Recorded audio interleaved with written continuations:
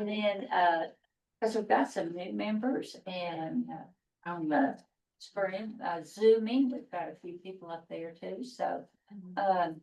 Without more ado, Todd, I'll let you go ahead with our lesson. Okay. And, See if I can do the share thing.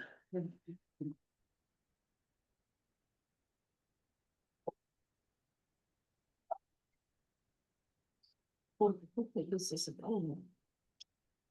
It is fancy. There we go. All right.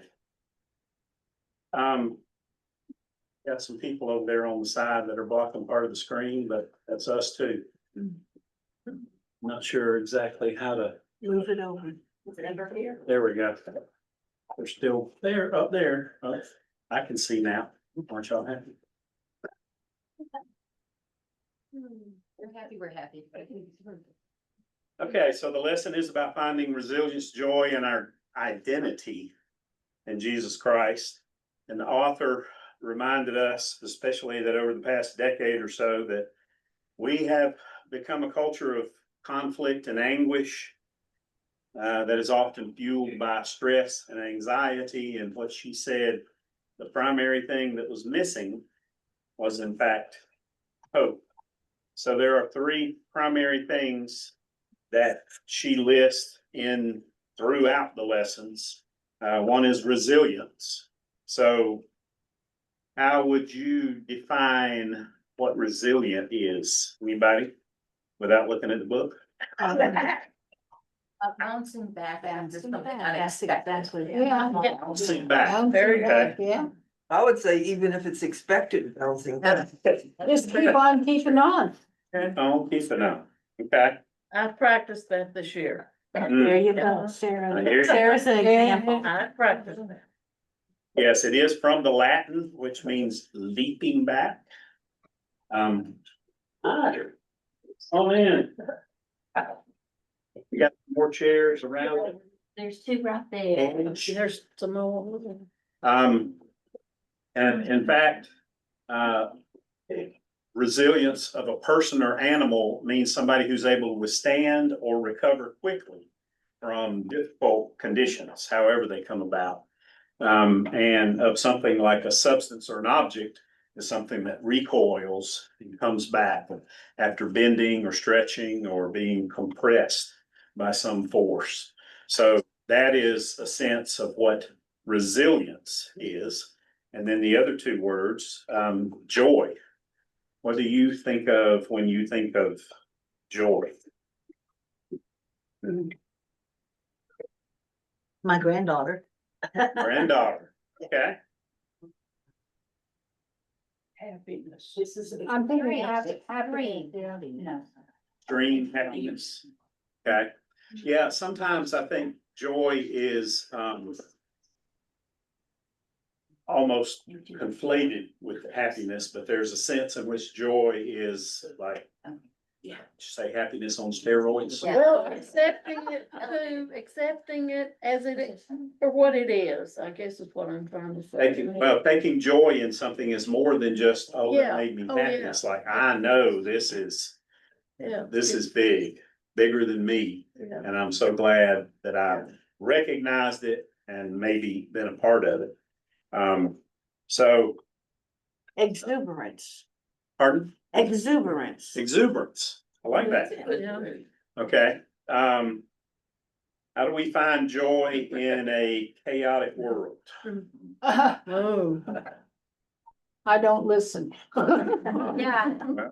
There's some things maybe you don't need to listen to, and maybe some other stuff that you That's true. need to pay attention to. Because sometimes the negative can grab us so much that we miss out on what's also there that is not screaming as loud.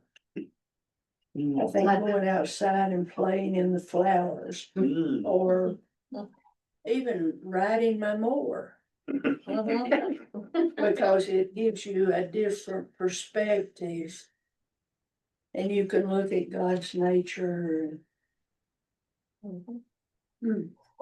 I remember a long time ago, I heard Mr. Rogers say, look for the helpers. And in a tough situation, that's what I try and focus on, but I also try and focus on being a helper because that brings me joy.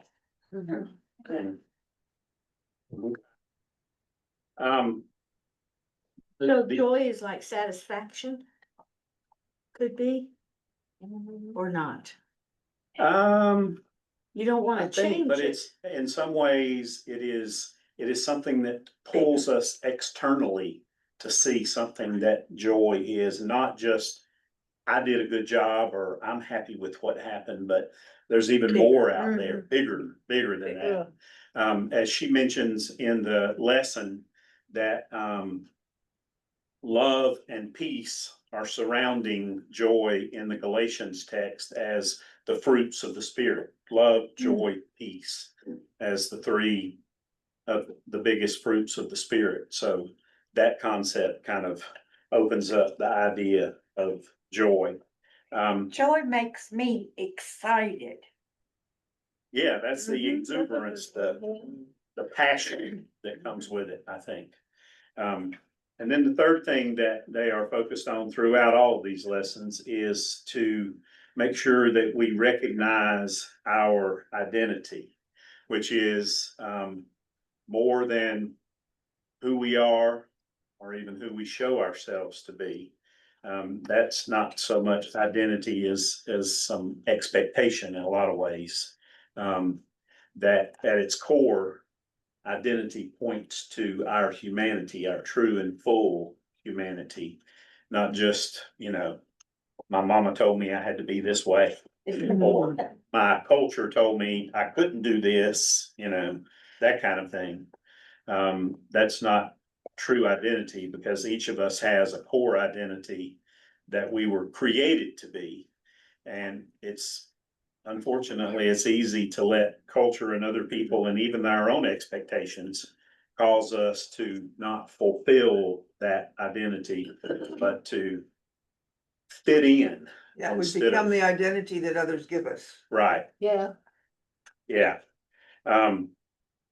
So she reminds us that it's not found in our titles, our positions, our spouses, our parents, our partners, or our positions. How much of people identify themselves with what they do in the world, especially if it has to do with making some of that stuff. Well, and power, which. Yeah. It's different than making the money. Power is up here.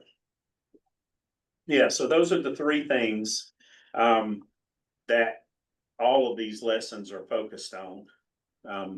And we are reminded by both the title and the lesson and each lesson that the whole point is that we are to find our identity in the stories and life and connection to Jesus.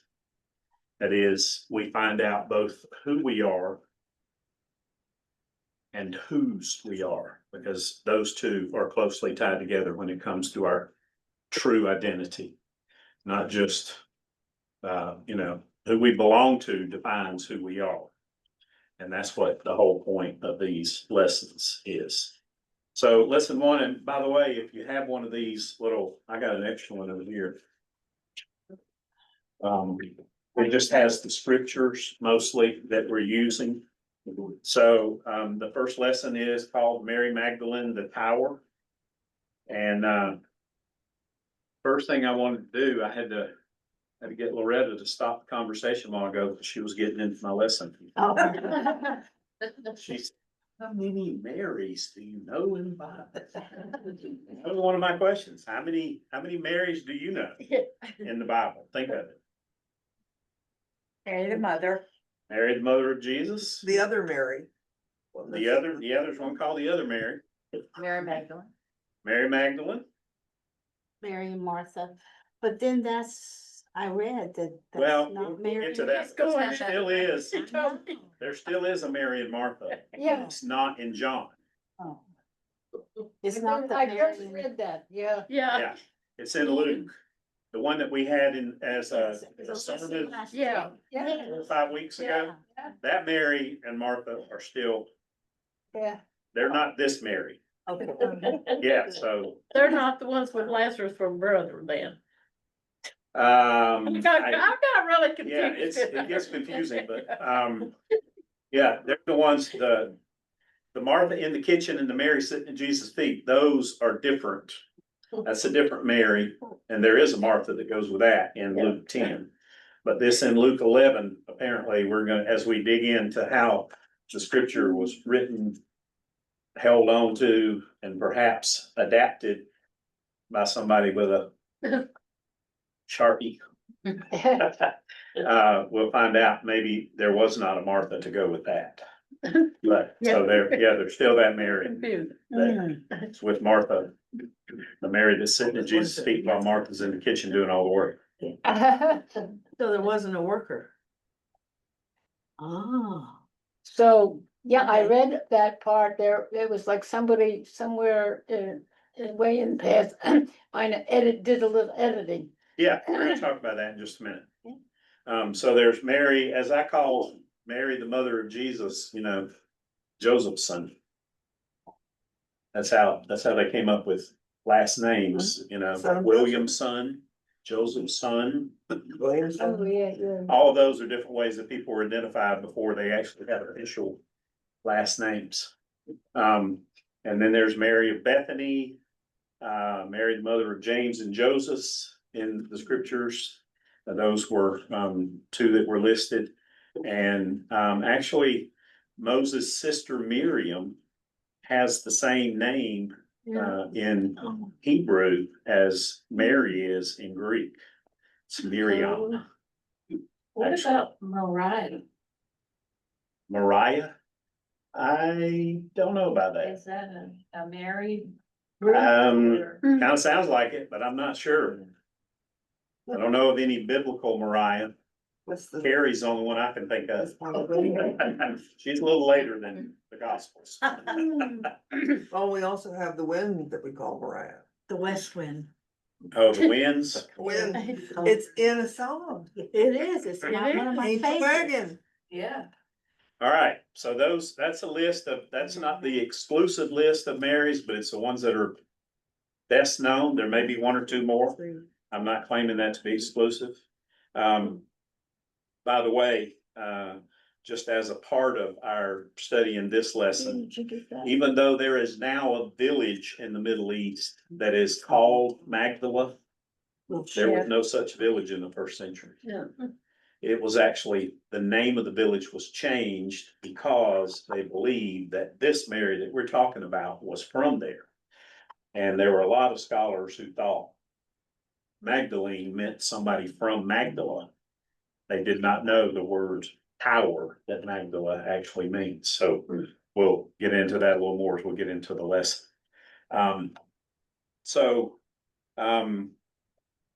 Mary Magdalene, no town named Magdala, means tower. And what do you think of when you hear the word tower? Strong building. A place, okay, Strong. strong, stable, Fortified. fortified. Yeah, if it's not fortified, it's not gonna last long, is it? A little earth trembling will bring it to the ground. I was thinking more of bows and arrows and stuff. Well, ruling, too. How it could be ruling. Yeah. Yeah. And also there's a sense which a tower gives people visibility. Yeah, And a that's, view. They can see far beyond, because especially in the ancient times, cities were built on hills and then towers were built on the hills.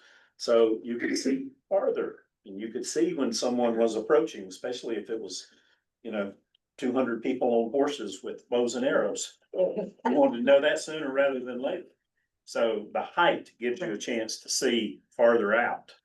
And that to me is part of what I think brings power into the notion of something that's very valuable and very worthwhile. So we're going to get into the first scripture, which is actually the second one in John's gospel that we're studying for this lesson, but it's from, it's a resurrection story. And it goes like this, and you can follow along in your little folder if you have one of those. Says, but Mary stood weeping outside the tomb. As she wept, she bent over to look into the tomb, and she saw two angels in white sitting where the body of Jesus had been lying, one at the head and the other at the feet. So obviously this is an Easter morning story. And as John remembers how he heard it, none of the male disciples have dared to go to the tomb yet on this third day. And Mary, this Mary, which is Mary Magdalene, is the only one who has dared to come at this point. Then it says, they said to her, woman, why are you weeping? She said to them, they have taken away my Lord, and I do not know where they have laid him. When she had said this, she turned around and saw Jesus standing there, but she did not know that it was Jesus. So the surprise is yet to come. For now, Mary only sees another man. And then Jesus said to her, woman, why are you weeping? Whom are you looking for? And then John, this is one of my favorite lines, supposing him to be the gardener. She said to him, sir, if you carried him away, tell me where you have laid him, and I will take him away. That is one of my favorite Easter sermon titles, supposing him to be the gardener, when we read this John text on Easter. Because whether you've ever noticed it or not, in the midst of deep grief, what we mostly see is what we're expecting to see. And I don't know too many people in the midst of the grief of losing someone who walk around looking for that person that they've lost, because that just makes no physical, medical, scientific sense. And so that's where Mary was. But I don't know about you, but I've never gone to a cemetery to look for somebody who's dead, because that's just not what our That's expectation scary. is. So Jesus said to her, when she said that, Mary, so he calls her by her given name. She's not told him who she was, so obviously that means he knows who she is. And that is the name that he always called her. And so she turns around and says to him, Rabboni, which means not rabbi, but teacher. And that was the title that they often gave to Jesus. And it's in the evoking of her name that she realizes whose presence she is actually in. And so she calls him by the name that she'd always called him to his face, and in describing him to others, teacher. And I would say the English translation of that might be dear teacher, because it was a term of endearment that they used for him. And then Jesus says, do not touch me, because I have not yet ascended to the Father, but go to my brothers and sisters and say to them, I am ascending to my Father, your Father, to my God and your God. So what is he asking her to do? Evangelist. Because that's what she does. She goes to the upper room where all the disciples are gathered and announces to the disciples, I have seen the Lord. And then she told them everything that he said to her. And so she, in essence, becomes the first evangelist, because she's the first one who witnessed the resurrection and then went and told people about it. By his command then to do this, Mary the Tower becomes Mary the Evangelist, giving witness to the resurrection and then proclaiming it to all those who are fearfully hiding in the upper room. So she does that. She does as she's told. And in essence, this is beginning of the pouring out of the power of resurrection on all of the gathered disciples, because then, depending on which gospel you're reading, a couple of those disciples jump up and run to the cemetery and are trying to figure out what she's talking about, what's going on here, to have their opportunity to experience it. Now, before we get to the second scripture lesson, which is from chapter 11 in John, the other, that's the, Mary and Martha, Lazarus is dead story conversation that they have. I want to tell you a little bit about what's in the lesson there, but also, it was actually 3 years ago in July of 2022. I read a very interesting sermon that Diana Butler Bass had just preached at the Wild Goose Festival, just outside of Asheville in Harmony, North Carolina. And that sermon that she preached, the text of it and the video of it, completely viral because she mentions this whole Martha Mary thing in the sermon because she actually knew the young Greek scholar who actually figured this out. She called her name is, the scripture calls her Elizabeth. She said her name was Liddy. She said, that's what I knew her as. But Bass's sermon was titled All the Marys. And she talks a little bit about the different Marys in scripture, but in her sermon, she tells the story of Elizabeth Schrader, who was a PhD student at Duke University, as she was searching for a text, a New Testament text, Greek text, to use for a PhD dissertation. He was actually a musician who just suddenly felt like, I need to know more about the Bible. I'll go sign up to be a PhD student in Greek. I'd never do that, but she did. And as she's looking through these scriptures, there is a scripture called P66, Codex 66, Yeah. which was written back in the 2nd century, that has the oldest known copy of John's Gospel, directly copied by hand by someone. And they're digital, so as she's zooming in on this story, she sees something very strange, and she starts talking to different people and starts looking at it and trying to figure out exactly what it's going on. And it was from the first verse of chapter 11, which we're not reading, that's not part of our lesson, but it helps identify what's going on. And that is, a certain man was ill, Lazarus of Bethany, the village of Mary and her sister Martha, is the way it reads in most of our Bibles today. But what she realized is, if you look on the inside there or on the screen, you see this is basically a version of the Greek that has the two different names, Mary and Martha. Maria and Martha, the theta, which is the zero with the horizontal line through it. That's the th sound. So that changes. So if you were to take that I in Maria and just circle it around and draw a line through it, you'd have Martha. And what she noticed was there was something very weird in the way that this original Codex 66 was written. She said if you zoomed in closely, you could see that it looked like a different pen or a different hand had written the theta in Martha. And she brought that to the attention of biblical scholars, and they're like, we've been looking at that for 800, 2,000 years, and we've never seen that.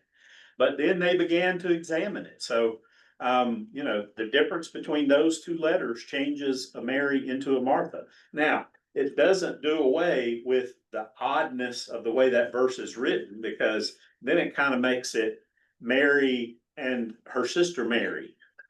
But what they also said was that in some of the ways, the way it was translated, the her, as in her sister, there was in some of them found, it actually said his. So his sister Mary, but still there's the duplication, which is kind of odd. Another one of the interesting things, I'm not sure if it's in the lesson or somewhere else I read, is that the 2nd and 3rd century scholar Tertullian, who was one of the ones who created the first Latin version of scripture, when he writes about this story that we're going to be reading here, he says that Mary is the one who talked to Jesus, not Martha, as the Bible has it now. Tertullian said that back in the 2nd century, but nobody paid attention. They're like, it says Martha. Well, Tertullian says, no, it was Mary that had that conversation. So that's kind of what changed and made people start thinking differently about that. And I think as the lesson says, that there may come a day in the very near future when we have a big footnote in our Bibles that say, even though this says Mary and Martha, it looks like it may actually be somehow just Mary in this conversation. So this is, Lazarus has been dead for 3-4 days, however long it is.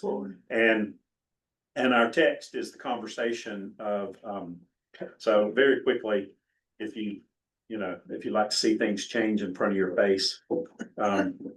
So Mary and his sister Mary is kind of how the change, like it looks like it was originally, and it was changed to be Mary and her sister Martha.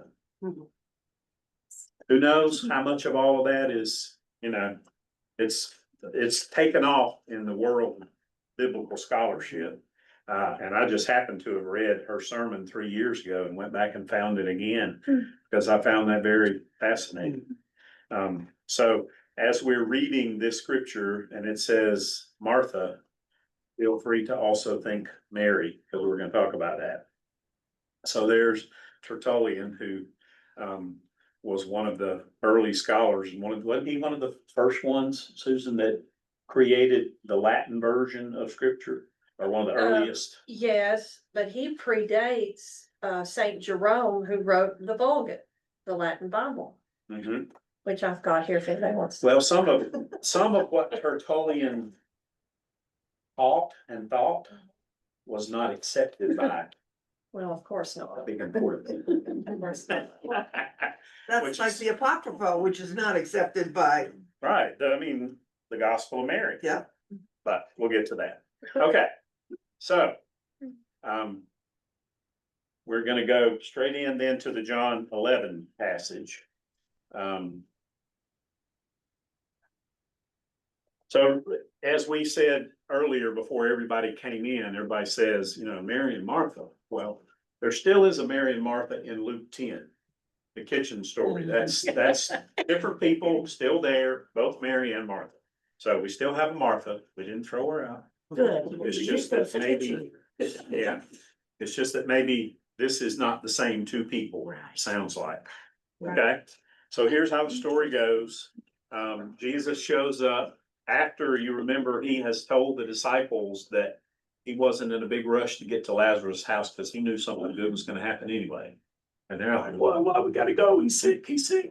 And then he comes in 3 days later, and finds that Lazarus has already been in the tomb. And they give us a little geography here and say Bethany was near Jerusalem, 2 miles away. And so many of the Jews had come to Martha and Mary, or to Mary and Mary, to console them about their brother. When Martha had heard that Jesus was coming, she went and met him. It says Mary stayed at home. Whoever this is said to Jesus, Lord, if you'd been here, my brother would not have died. Now, so if this is Mary saying that, then the rest of this conversation is also between Jesus and Mary. But she says, but even now I know that God will give you whatever you ask of him. And Jesus said to her, your brother will rise again. And she said, I know that he'll rise again in the resurrection on the last day. Now, Jesus said to her, I am the resurrection and the life. Those who believe in me, even though they die, will live. And everyone who lives and believes in me will never die. Do you believe this? Now, here's the part where this is one of the most powerful professions of who Jesus is, that in some ways outweighs, to speak metaphorically, the profession that Peter made, because those are the two big professions in scripture. When Peter says, and Jesus says, who do people say that I am? And they say, you're Moses, you're Elijah, whatever. And Jesus says, well, who do you say that I am? Peter's the one that says, you are the Christ, the Messiah. And that's when Peter gets called the rock. It says, on you, the foundations of faith will be built. So Jesus asked her, do you believe this? And her response is, yes, Lord, I believe that you are the Messiah, the Son of God, the one coming into the world. And that is one of the most powerful statements. And I would say that if you're reading this and you're saying, wait a minute, this is Mary, then the power has spoken. And she makes a very powerful statement. There's a lot of information, background information from people who have studied scripture for years. When you look at the apocryphal Gospel of Mary, which did not make it into our scriptures, there's actually sort of a conflict between Peter and Mary. And on the back side of your little bulletin thingy there, even though I lost the source, there's a quote from the Gospel according to Mary, where Levi is the one who says to Peter, you're giving her a hard time. She's been lifted up and considered one of us, and she's been as faithful or more faithful than any of us. So why are you doing this? So there's Mary, the tower, who's bouncing back. And there you go. That's it, Loretta. That's all I got. Wait a minute. Okay, I have a question. Yes. Because honestly, I've obviously have misheard or misread or misunderstood, maybe all three. What I you're just honestly missing. thought, yes, there we go. Missed. I forever until last night when I read this, thought that Mary Magdalene was a prostitute. That was something that was somewhere in the early church. Someone decided that. There's nothing in scripture that actually, what it is there is a woman who is considered stoned. Yeah, that she was friends with or something on it, yeah. who came in and anointed Jesus's feet or whatever. Right. Oh, yeah. Okay. Somebody said, oh, that was Mary Magdalene. And from there they went, oh, if she was a sinful person, then she must have been a prostitute. So Mary Magdalene was a prostitute. So it was a bunch of. Yeah. Well, back People, over, yeah. people with sore knees said that because they were always jumping to conclusions. Yeah. But over here, talked about her evil spirits and infirmities, Her Yeah. demons. that they Yeah. were not sins, they were, Diseases, that Yeah, she was cured with her. right. And she followed him then the rest of the way. And this was written in a patriarchal society. Yeah, yeah. I mean, that would be to say that her infirmities were sins would be to say, I Yeah, had to have a hip replacement. So what was my sin? Yeah. I'm still trying to The figure stand of that hiking. Yeah. So does that Yes, that help helps. answer your question? Okay. Well, I wish I could go back and change all those thoughts. I know. Except that she, in my mind, she just became good because, Yeah. she followed. That's She's what we have to resilient. accept. The resilience, Yeah. right, but Yeah. I'm glad to know that she.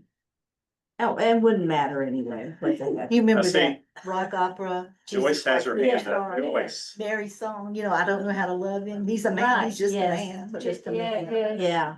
Joyce. One thing I liked in this reading is that how it pointed out that the women went around with the men. Because I think always growing up, I always thought all the disciples are out doing things and the women are staying at home. But no, and I think on that series, The Chosen, it shows it well.